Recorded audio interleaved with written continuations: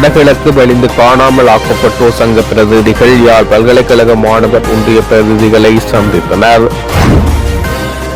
செம்மணியில் மீட்கப்பட்ட சான்று பொருட்கள் உத்தியோகபூர்வமாக புகைப்படம் எடுப்பு. கிழக்கை முஸ்லிம்களுக்கு தாரை பார்த்து கொடுக்க 6 கட்சிகள் கூட்டு திட்டம்.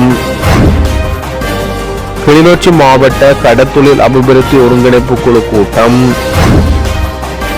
உயிர்த்த ஞாயிறு பயங்கரவாத தாக்குதல் வழக்கில் இறுதிக்கட்டம், நடுக்கத்தில் பிள்ளையான். இலங்கை நீதிபதிகளின் ஓய்வு பெறும் வயதை நீடிக்கும் முடிவு குறித்து ஐநா கவலை. உயிர்த்த ஞாயிறு குண்டு தாக்குதல் வழக்கு நவம்பர் மௌலவி உள்ளிட்ட 24 பிரதிவாதிகளுக்கு எதிரான வழக்கு விசாரணை 5 வருடங்களின் பின் நிறைவு. இனப்பிரச்சினைக்கான தீர்வினை உள்ளடக்கிய புதிய அரசியலமைப்பை காணவில்லை. 22வது திருத்த சட்டமூலத்தின் பின்னணியில் அரசியல் நோக்கம் என தமிழ் தேசிய கட்சிகள் சாடல். எமது கடிதத்துக்கு ஜனாதிபதி பதிலளிக்காமை கவலை அளிக்கிறது. மல்வத்து மகாநாயக்க தீரர் தெரிவிப்பு. செம்மணி மனித புதைக்குழியில் மீட்கப்பட்ட பிற சான்று பொருட்களை உத்தியோகபூர்வமாக புகைப்படம் எடுக்கின்ற நிகழ்வு நேற்று நடைபெற்றது. செம்மணி மனித புதைக்குழியின் 3ஆம் கட்டத்தின் 50வது நாள் அகழ்வு பணிகள் நேற்று நடைபெற்ற பின்னர் ஊடகங்களுக்கு கருத்து தெரிவித்த போது சட்டத்தரணி ரணிதா ஞானராஜா இதனை தெரிவித்தார். மேலும் அவர் தெரிவிக்கையில், வலிந்து காணாமல் ஆக்கப்பட்டோருக்கான சர்வதேச தினத்தில் யாழில் நடைபெறவுள்ள சர்வதேச மாநாட்டுக்கான ஆதரவை திரட்டும் வகையில் யாழ்ப்பாண பல்கலைக்கழக மாணவர் ஒன்றிய பிரதிநிதிகளை வடக்கு கிழக்கு வலிந்து காணாமல் ஆக்கப்பட்டோரின் உறவுகள் சங்க பிரதிநிதிகள் நேற்று சந்தித்து கலந்துரையாடினர். வலிந்து காணாமல் ஆக்கப்பட்டோருக்கான சர்வதேச தினமான ஆகஸ்ட் 30ஆம் தேதி யாழ்ப்பாணம் தந்தை செல்வா கலையரங்கில் சர்வதேச மாநாடு நடைபெறவுள்ளது. இதற்கான முழுமையான ஆதரவை பல்கலைக்கழக மாணவர் மத்தியில் திரட்டும் வகையில் நேற்று மாலை யாழ்ப்பாண பல்கலைக்கழக மாணவர் ஒன்றிய அறையில் மாணவர் ஒன்றிய பிரதிநிதிகளுடன் வடக்கு கிழக்கு வலிந்து காணாமல் ஆக்கப்பட்டோரின் உறவுகள் சங்க பிரதிநிதிகள் சந்தித்து கலந்துரையாடினர். பல்கலைக்கழக மாணவர் சமூகமாக முழுமையான ஆதரவை மாநாட்டுக்கு வழங்குவோம் என யாழ் பல்கலைக்கழக மாணவர் ஒன்றிய தலைவர் துசாந்தன் சந்திப்பில் வலியுறுத்தினார்.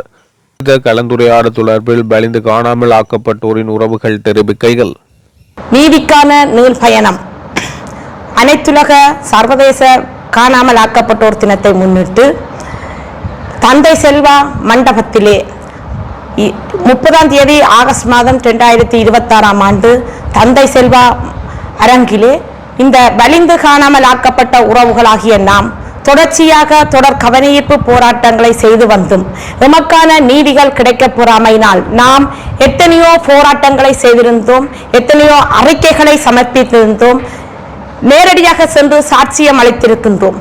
அப்படியான கோரிக்கைகளை முன்வைத்தும் எமக்கு மறுக்கப்பட்ட நீதியாகவே இன்றுமே கிடைக்கப்பெற்றுக் கொண்டிருக்கின்றது. எனவே அந்த வேளையிலே இந்த மகாநாட்டை ஒன்று கூட்டுவதன் மூலமாக எமது உறவுகளுக்கு இழைக்கப்பட்ட இனப்படுகொலையின் ஒரு அங்கமாகவே இந்த வலிந்து காணாமல் ஆக்கப்பட்ட உறவுகள் இன்றுமே ஒரு அங்கமாக இருக்கின்ற போது எமக்கான தீர்வாக நாம் ஒரு இனப்பிரச்சனையை தீர்க்க வேண்டும் என்பதற்காகவே இந்த சர்வதேச மகாநாட்டை அன்றைய தினம் ஒன்று கூட்டியிருக்கின்றோம்.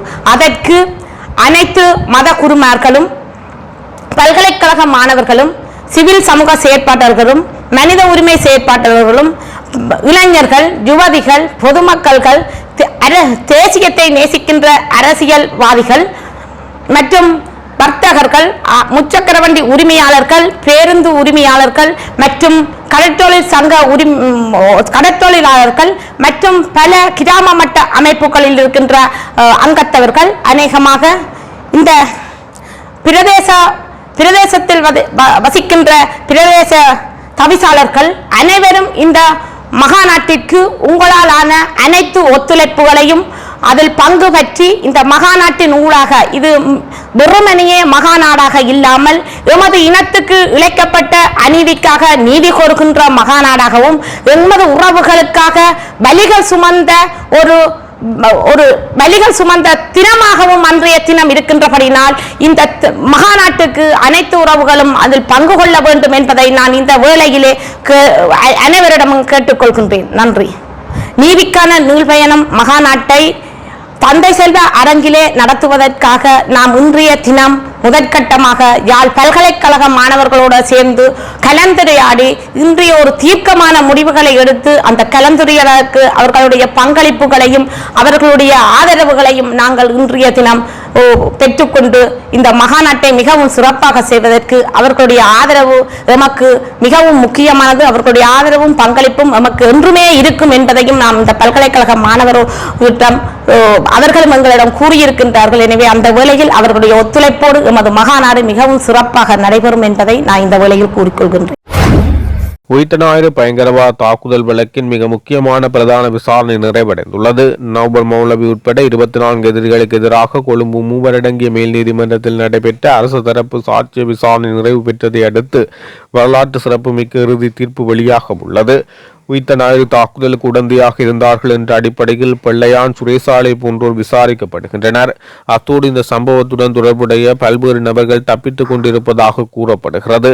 மேலும் உயிர்த்த ஞாயிறு தாக்குதலை நடைமுறைப்படுத்திய ஒரு இராணுவ அதிகாரி இன்னும் தப்பித்துக் கொண்டிருப்பதாக தெரிவிக்கப்பட்டுள்ளது. சுமார் 5 ஆண்டுகள் நடைபெற்ற இந்த வழக்கு விசாரணையின் பின்னணிகள் தற்போது வெளிவந்துள்ளமை குறிப்பிடத்தக்கது. இலங்கை நீதிபதிகளின் ஓய்வு பெறும் வயதை அதிகரிப்பது தொடர்பான முடிவு குறித்து ஐக்கிய நாடுகள் சபை நீதிபதிகள் மற்றும் சட்டத்திறனிகள் சுதந்திரம் பற்றிய சிறப்பு பிரதிநிதி மார்க்கெட் செட்டவைட் கவலை வெளியிட்டுள்ளார். ஜனாதிபதிக்கான நீண்ட கடிதம் ஒன்றை விடுத்து அவர் இதனை தெரிவித்துள்ளார். இந்த நடவடிக்கை அமுல்படுத்தப்பட்டால் நீதித்துறையின் சுதந்திரம் மற்றும் நீதித்துறை மீதான பொதுமக்களின் நம்பிக்கை பலவீனமடையக்கூடும் என அந்த கடிதத்தின் மூலம் எச்சரித்துள்ளார். தற்போது சேவையில் உள்ள நீதிபதிகளின் பதவிக்காலத்தை மாற்றுவதன் மூலம் நிறைவேற்று அதிகாரம் மற்றும் சட்டபாக்கத்துறை ஆகியவை நீதித்துறையில் தகாத செல்வாக்கை செலுத்துவதற்கான சாத்தியக்கூறுகள் குறித்து கேள்விகள் எழலாம் என ஐக்கிய நாடுகள் சபையின் சிறப்பு பிரதிநிதி அந்த கடிதத்தில் குறிப்பிட்டுள்ளார். அதன்படி நீதித்துறையின் சுதந்திரத்தை பாதுகாப்பது பொருத்தமான பாதுகாப்பு வழிமுறைகளுடன் வெளிப்படையான அனைவரையும் உள்ளடக்கிய மற்றும் ஆலோசனைகளுடன் கூடிய நீதி மறுசீரமைப்பு செயல்முறையின் மூலம் ஓய்வு பெறும் வயதில் ஏதேனும் மாற்றங்களை மேற்கொள்ளுமாறு அவர் இலங்கை அரசாங்கத்திடம் கேட்டுக் கொண்டுள்ளார். முன்மொழியப்பட்ட இந்த திருத்தம் சிவில் மற்றும் அரசியல் உரிமைகள் தொடர்பான சர்வதேச உடன்படிக்கையின் 14(1) பிரிவுக்கும் நீதித்துறை சுதந்திரம் தொடர்பான ஐக்கிய நாடுகள் சபையின் கொள்கைகளுக்கும் முரணாக அமையும் அபாயம் உள்ளதாக அவர் சுட்டிக்காட்டியுள்ளார்.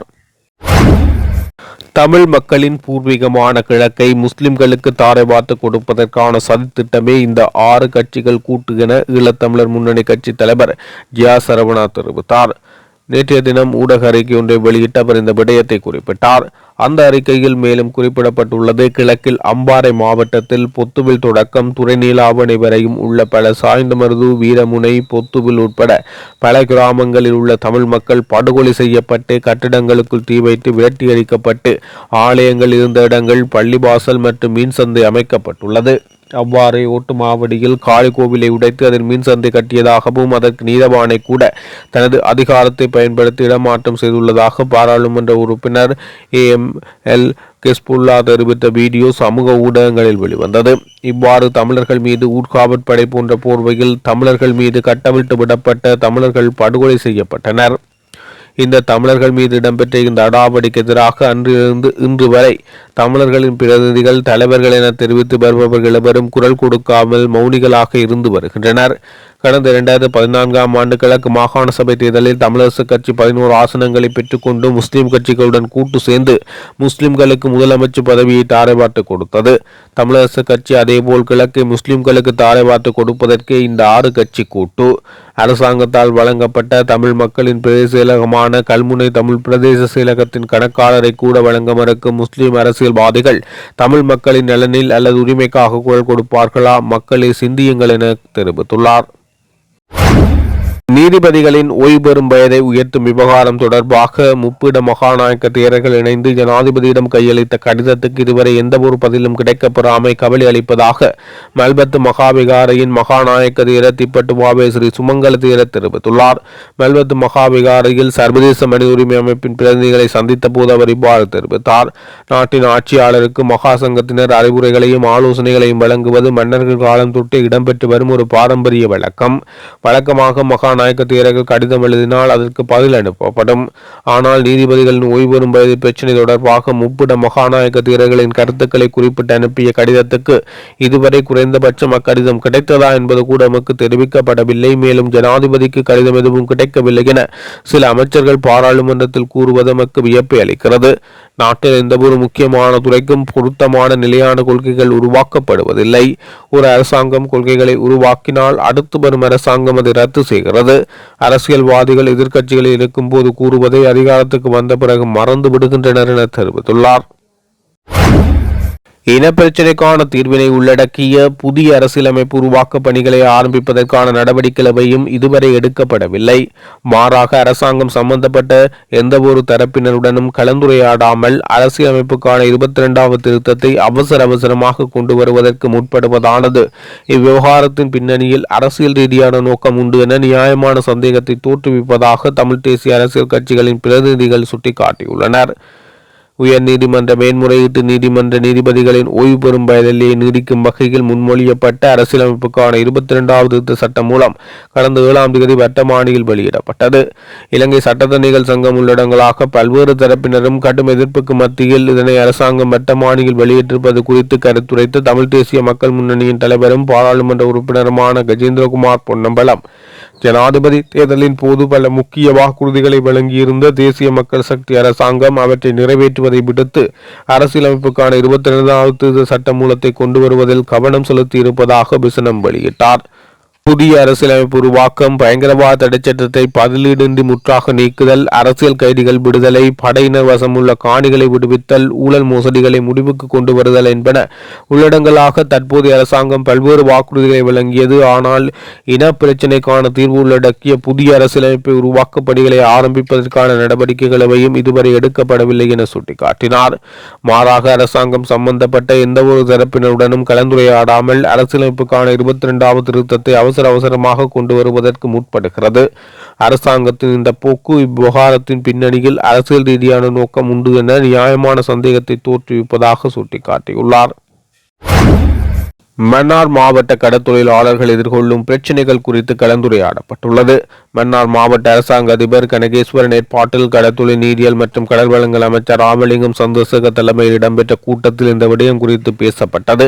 அத்தோடு தடை செய்யப்பட்ட தொழில் முறைகள் மற்றும் கடற்தொழிலாளர்களுக்கு இடைநிறுத்தி வைக்கப்பட்ட கடற்தொழில் நடவடிக்கைகளுக்கான அனுமதியை மீண்டும் வழங்குவது குறித்தும் ஆராயப்பட்டது. கடற்தொழில் நடவடிக்கைகளின் போது சில தொழில்களுக்காக வழங்கப்படுகின்ற பாஸ் நடைமுறை இடைநிறுத்தி வைக்கப்பட்டுள்ள நிலையில் கடற்தொழிலாளர்கள் பல்வேறு அசௌகரியங்களுக்கு முகம் கொடுத்து வரும் நிலையில் குறித்த தொழில்களுக்கு அனுமதி வழங்க நடவடிக்கை எடுக்குமாறு அமைச்சரிடம் கோரிக்கை விடுத்தார். மேலும் மன்னார் மாவட்டத்தின் கடற்கரை ஓரங்களில் உள்ள கண்டல் தாவரங்களை வெட்டி கடற்தொழில் நடவடிக்கைகளுக்காக பயன்படுத்தி வருவதாகவும் இதனால் எதிர்காலத்தில் கடலரிப்பு ஏற்படும் நிலை காணப்படுவதாகவும் எனவே குறித்த கண்டல் தாவரங்களை வெட்டுகின்ற கடற்தொழிலாளர்களுக்கு எதிராக கடுமையான தண்டனைகள் வழங்க வேண்டும் என கலந்து கொண்ட மீனவ சங்கங்களின் பிரதிநிதிகள் அமைச்சரிடம் தெரிவித்தனர். உயிர்த்த ஞாயிறு குண்டு தாக்குதல் சம்பவம் தொடர்பில் நௌபர் மௌலவி உள்ளிட்ட 24 பிரதிவாதிகளுக்கு எதிரான வழக்கு விசாரணை நிறைவடைந்துள்ளதாக விசாரணை அதிகாரிகள் கொழும்பு மேல் நீதிமன்றத்துக்கு அறிவித்துள்ளனர். அதற்கமைய உயிர்த்த ஞாயிறு பயங்கரவாத குண்டு தாக்குதல் தொடர்பான இறுதி சாட்சியங்கள் அரசு தரப்பினரால் நீதிமன்றத்தில் சமர்ப்பிக்கப்பட்டது.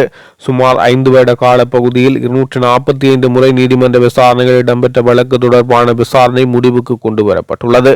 மேற்படி வழக்கு மேல் நீதிமன்ற நீதிபதி நவரத்ன மாரசிங்க தலைமையில் நீதிபதி சுஜீவனி சங்க மற்றும் நீதிபதி ராமநாதன் கண்ணன் உள்ளிட்ட 3 அடங்கிய நிரந்தர மேல் நீதிமன்ற நீதிபதிகள் அமர்வு முன்னிலையில் விசாரணைக்கு எடுத்துக் கொள்ளப்பட்டது.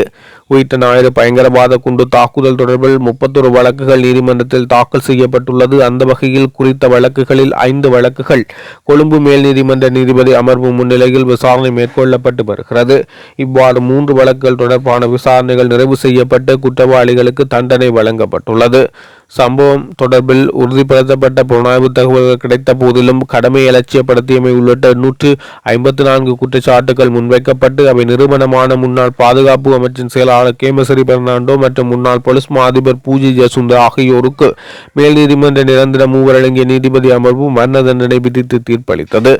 அத்தோடு மாவனெல்லை பகுதியில் 7 புத்தர் சிலைகளுக்கும் ஒரு தெய்வ திருவுருவச் சிலையும் உடைக்கப்பட்ட சம்பவம் தொடர்பில் சப்ரமுக மாகாண மேல் நீதிமன்ற மூவர் அடங்கிய நீதிபதிகள் அமர்வு குற்றவாளிகளை அடையாளம் காணப்பட்ட 11 பேருக்கு தண்டனை வழங்கி தீர்ப்பளித்துள்ளது. இந்த 3 வழக்குகளை தொடர்ந்து விசாரணைகள் நிறைவுக்கு கொண்டுவரப்பட்டுள்ள மேலும் 3 வழக்குக்கான தீர்ப்பு அறிவிக்கப்பட்டுள்ளது. மேலும் ஜஹ்ரானின் தற்கொலை குண்டுதாரி குழுவைச் சேர்ந்த உறுப்பினர் ஒருவர் அரசு சாட்சியாக மாறியதன் மூலம் பல தகவல்களை வெளிப்படுத்தியுள்ளார். மேலதிக சொலிசிட்டர் ஜெனரல் ஹரிப்பிரியா ஜெயசுந்தர, மேலதிக சொலிசிட்டர் ஜெனரல் சுதர்சன டி சில்வா உள்ளிட்ட சட்டத்தணிகள் குழுவினர் அரசு தரப்பில் ஆஜராகி வழக்கை நெறிப்படுத்தி வருகின்றமை குறிப்பிடத்தக்கது. கிளிநொச்சி மாவட்டத்தின் 2வது கடற்தொழில் அபிவிருத்தி ஒருங்கிணைப்பு குழு கூட்டம் கிளிநொச்சி மாவட்ட செயலக மாநாட்டு மண்டபத்தில் நடைபெற்றது. குறித்த கலந்துரையாடலில் இலங்கை தமிழரசு கட்சியின் பாராளுமன்ற உறுப்பினர் சிவஞானம் ஸ்ரீதரன் பங்கேற்றதுடன் பல்வேறு விடயங்கள் தொடர்பில் துறை சார்ந்தவர்களுடன் கலந்துரையாடியதோடு கிளிநொச்சி மாவட்டத்தில் உள்ள கடற்தொழிலாளர்களது பிரச்சினைகள் தொடர்பில் பல விடயங்களை முன்வைத்தார். குறிப்பாக தட்டுவன்கொட்டி பகுதியில் மக்களின் வாழ்வாதார காணிகள் வனஜீவராசிகள் திணைக்களத்தினால் ஆக்கிரமிக்கப்பட்டுள்ள விடயம் தொடர்பில் உரிய தீர்வினை வழங்குமாறு வலியுறுத்தி 1 வார காலத்துக்குள் உடனடி தீர்வு எட்டப்படும் என அமைச்சரினால் உறுதியளிக்கப்பட்டது. அதேபோன்று இரணைமடு நன்னீர் மீன்பிடி தொழிலாளர்கள், சாந்தபுரம் பகுதி கடற்தொழிலாளர்கள், பள்ளிக்குடா கடற்தொழில் உறவுகள் எதிர்கொள்ளும் வாழ்வாதார பிரச்சினைகள் குறித்தும் எழுப்பப்பட்ட கேள்விகளுக்கு அமைச்சினால் பதிலளிக்கப்பட்டதுடன் அவற்றுக்கான தீர்வுகள் விரைவாக வழங்கப்படும் என உறுதியளிக்கப்பட்டது. கடற்தொழில் நீரியல் மற்றும் கடல் வளங்கள் அமைச்சரும் மாவட்ட ஒருங்கிணைப்பு குழு தலைவருமான ராமலிங்கம் சந்திரசேகர் தலைமையில் நடைபெற்ற குறித்த கலந்துரையாடலில் பாராளுமன்ற உறுப்பினர் கஜேந்திரகுமார் பொன்னம்பலம், கடற்தொழில் நீரியல் மற்றும் கடல் வளங்கள் அமைச்சின் செயலாளர் கலாநிதி PK கோலித கமல் ஜினதாச, மாவட்ட அரசாங்க அதிபர் சுப்பிரமணியம் முரளிதரன், சிவஞானம் ஸ்ரீதரன் ஆகியோர் கலந்து கொண்டனர்.